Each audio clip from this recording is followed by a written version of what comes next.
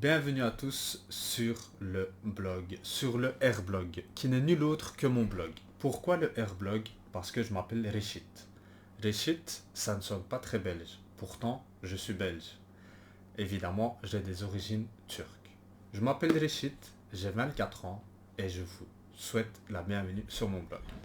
J'ai décidé de faire cette présentation sous format vidéo. Car de mon côté, j'aime bien tout ce qui est digital, tout ce qui est vidéo et je préfère m'exprimer oralement car le message passe plus clairement et plus aisément pour la personne qui nous écoute. Alors, cette partie du blog sert à me présenter. J'ai 24 ans, j'ai étudié le marketing et si tout se passe bien, c'est ma dernière année avant mon diplôme.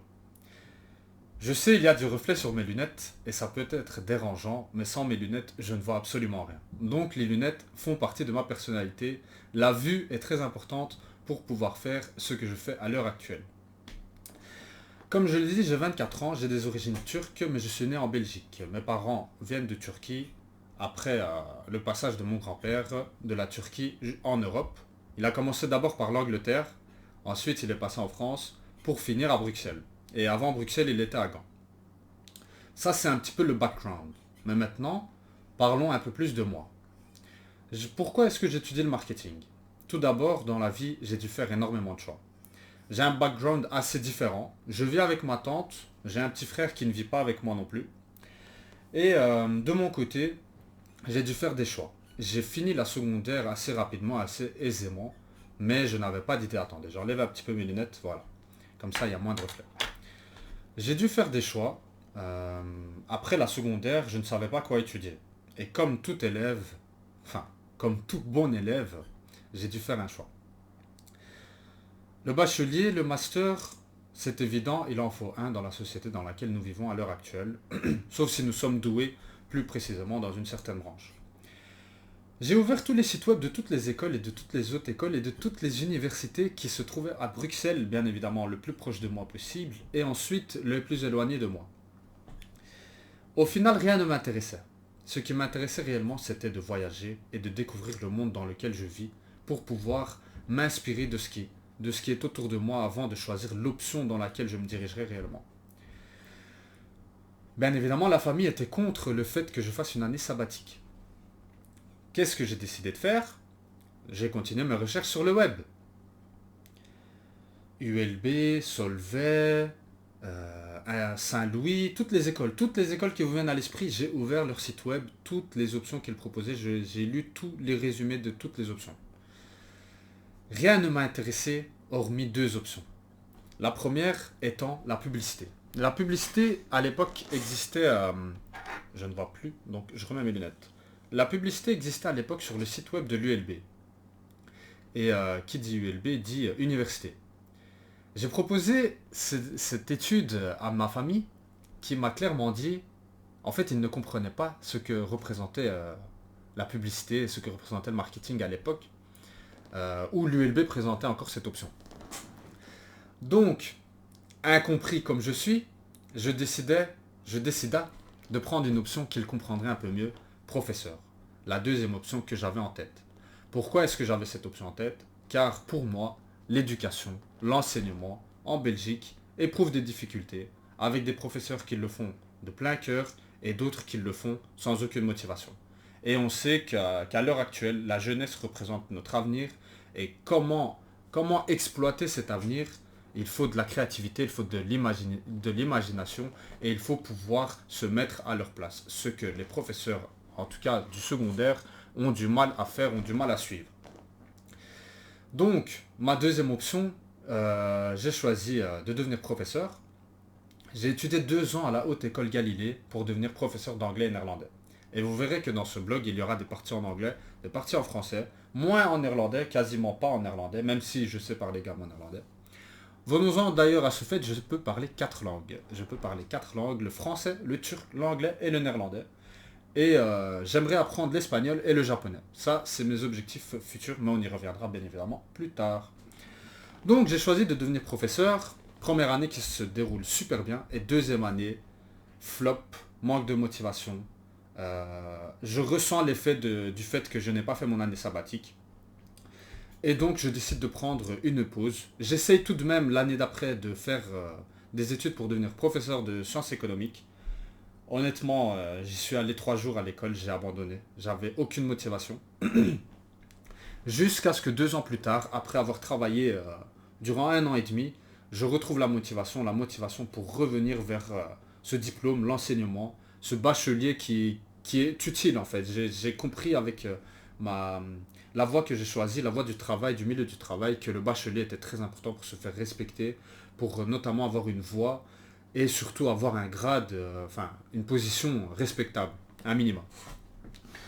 Donc, je reviens vers le bachelier et c'est là que je découvre l'EFEC. L'EFEC, dont un de mes cousins avait un de ses meilleurs amis en 3e année à l'époque où j'ai fait mes recherches sur l'EFEC. Je découvre qu'il y a le marketing également, que le marketing c'était l'option que je voulais au tout début. Et là, qu'est-ce qui se passe? J'interviewe quelques élèves de l'EFEC qui étaient en 3e. Je ne citerai pas de nom. Et ils m'ont clairement expliqué comment ça fonctionnait à l'EFEC, qu'il y avait énormément de travaux de groupe, mais ces travaux de groupe nous permettaient de visualiser un petit peu le monde du travail. Et les travaux de groupe m'ont permis justement de m'assimiler, de pouvoir communiquer, travailler, partager avec différentes personnes, différentes cultures. On peut dire que c'est une avant-première du vrai milieu de travail. Donc, je disais que j'ai choisi le marketing. Pourquoi le marketing? Simple. Je suis quelqu'un de créatif, quelqu'un d'original, quelqu'un qui a beaucoup d'idées, quelqu'un qui a le smile à longueur de journée. Et une fois que je combine tout ça, la seule réponse qui me venait à l'esprit, c'était le marketing. C'était le seul résultat possible à cette équation. Le marketing fait partie de moi, le marketing fait partie de mon cerveau, fait partie à part entière de ma personnalité. Je voulais à tout prix, à l'époque, pouvoir faire ma propre publicité.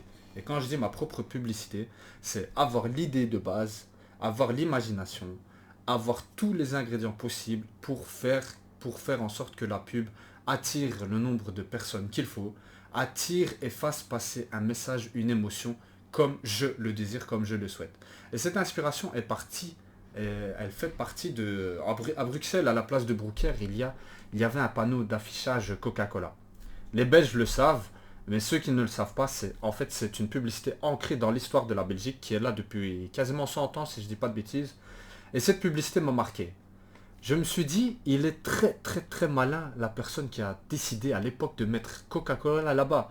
Parce que quiconque se balade à Bruxelles sait qu'il y a la publicité Coca-Cola. Il a juste à lever les yeux et il voit Coca-Cola autour de lui.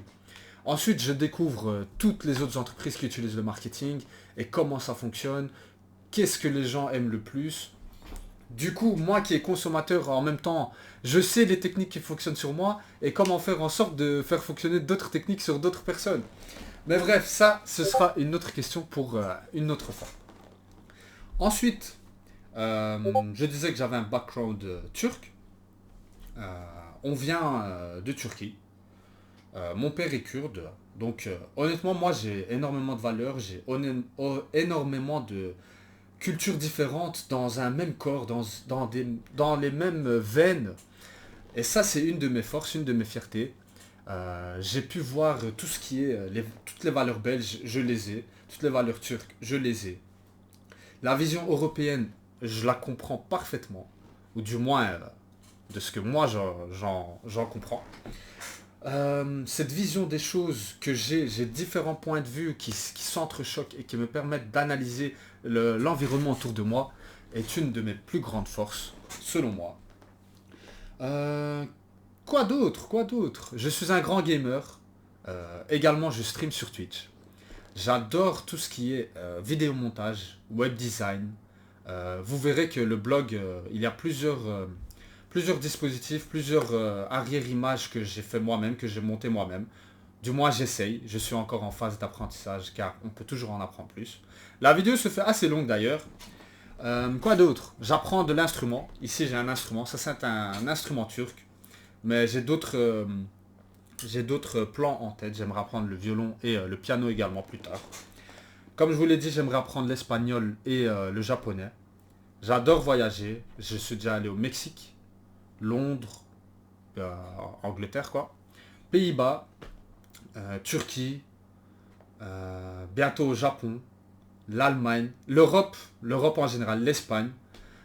Tout ça c'est déjà fait. Voyager c'est super important, découvrir les cultures autour de nous, les plats, les traditions, ce qui fait d'un pays ce qu'il est à l'heure actuelle, leur histoire, c'est tout ce qui me fascine.